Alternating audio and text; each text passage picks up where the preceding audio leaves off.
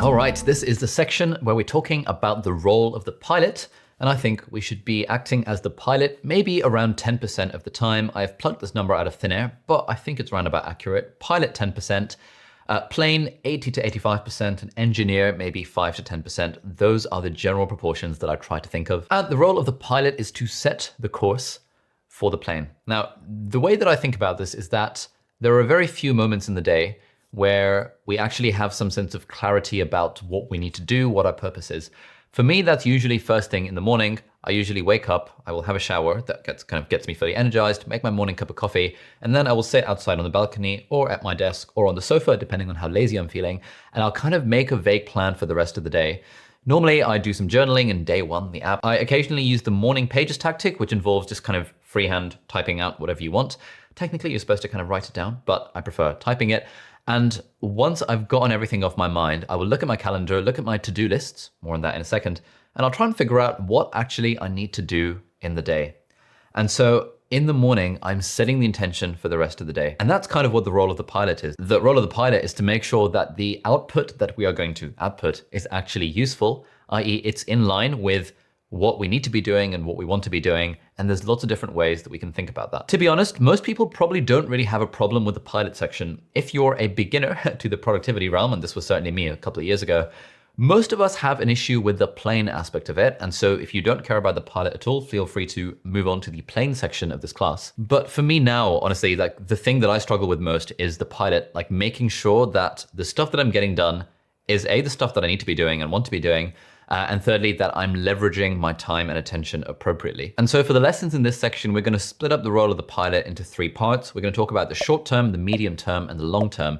And this is sort of related to an idea that David Allen introduced in his book, Getting Things Done. And that's the idea of horizons of focus. And I think it's very worth understanding this concept of horizons of focus. And it's also very worth reading Getting Things Done. If you haven't read it already, it's literally the Bible on productivity. But essentially, there are 6 different horizons. The first one is on the ground, we have calendars and actions. And that's basically like the groundwork, like all the stuff we have to do. So for me, it's filming this class today, replying to 5 different emails, making sure I go for lunch with a friend. It's like these like ground level tasks that we actually have to get done. Horizon 1 is projects, and these are things that we're working on that usually require more than one step to get done. So for example, this entire Skillshare class is a project, but filming specifically on this day and filming this one individual video would be more like a ground level task. Most people probably have between 30 and 100 active projects running at a given time. To give you an idea, like a project can basically be anything. So one of my projects is to remodel the balcony of my house. Another project is to figure out what TV to buy for the living room and kind of revamp the living room setup. Another project is to get furniture for the spare bedroom that I've just got. Another project is this Skillshare class. Another project is our next Skillshare class. Another project is like a video that I'm working on that requires quite a lot of research about investing. So that's a project. And so that's one level higher. It is one horizon higher than just the ground level of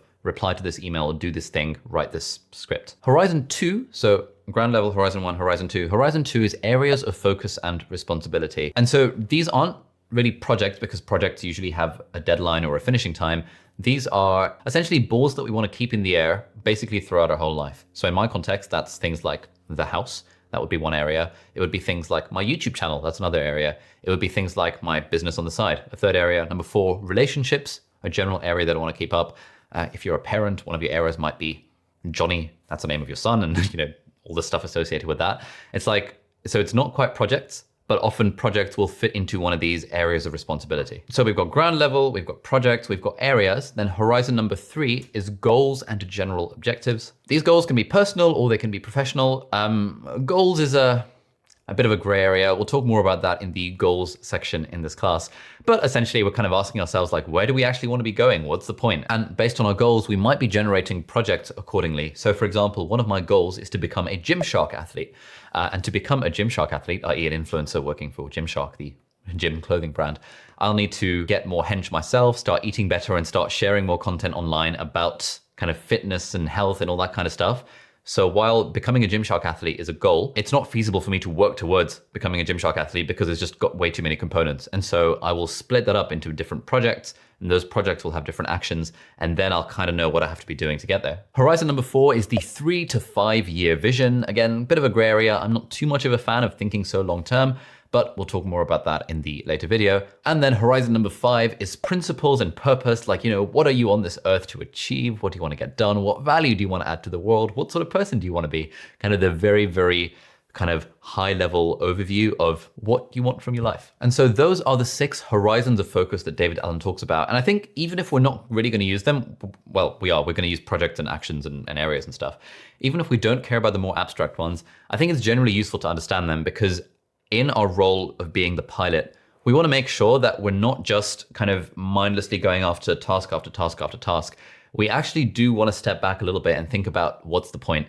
And often I find, if I'm, especially when I'm talking to students, they're like, it can be very easy to get tunnel visioned into a mode of thinking, oh, I just have to prepare for this next exam and then this next assignment and this next essay and this next exam, without really taking a step back and thinking, okay, why do I think all of this is necessary? What is the game that I'm playing? What are the victory conditions of that game? And am I enjoying the journey as I go along? So I think it's kind of helpful to understand those concepts. There's much more in the book, Getting Things Done, if you want to read more about those. And David Allen has loads of stuff on his blog, which we'll link in the video description, where you can read more about these horizons of focus. And so in the next few videos, we're going to talk about the actionable components that you, as the pilot, in our productivity equation, in our system, we as the pilot, we can take to kind of become more productive in setting our short, medium, and long-term direction as the pilot. So thanks for watching, and I'll see you in the next video.